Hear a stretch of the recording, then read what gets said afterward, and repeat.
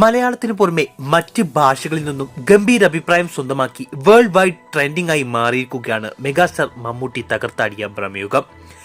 മലയാള cinema പ്രേക്ഷകരിൽ നിന്നും മികച്ച അഭിപ്രായങ്ങൾ നേടിയ ചിത്രത്തിന് തമിഴ്, തെലുങ്ക്, ഹിന്ദി പ്രേക്ഷകരിൽ നിന്നും സമാന അഭിപ്രായങ്ങളാണ് ലഭിച്ചിരിക്കുന്നത്. ഇതോടെ സോഷ്യൽ മീഡിയയിലെ പ്രധാന ചർച്ചാ വിഷയമായി മാറിയിരിക്കുകയാണ് മമ്മൂട്ടി.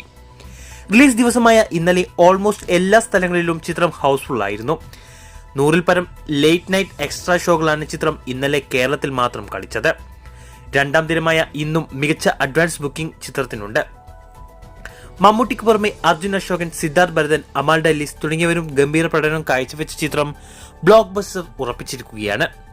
ബ്ലാക്ക് ആൻഡ് വൈറ്റ് ചിത്രമായതിനാൽ അതൊരു നെഗറ്റീവായി മാറുമോ എന്ന് എല്ലാവരും സംശയം ഉണ്ടായിരുന്നെങ്കിലും ആർക്കും അതൊരു പ്രശ്നമായി തോന്നിയില്ലെന്ന് മാത്രമല്ല, പുതിയൊരു സിനിമാറ്റിക് എക്സ്പീരിയൻസ് ആയി മാറുകയും ചെയ്തു. ഇതോടെ ഭൂതകാലത്തിന് ശേഷം പ്രമേയത്തിലൂടെ പ്രേക്ഷകരുടെ ഇഷ്ട സംവിധായകരിൽ ഒരാളായി മാറിയിരിക്കുകയാണ് രാഹുൽ സദാശിവൻ.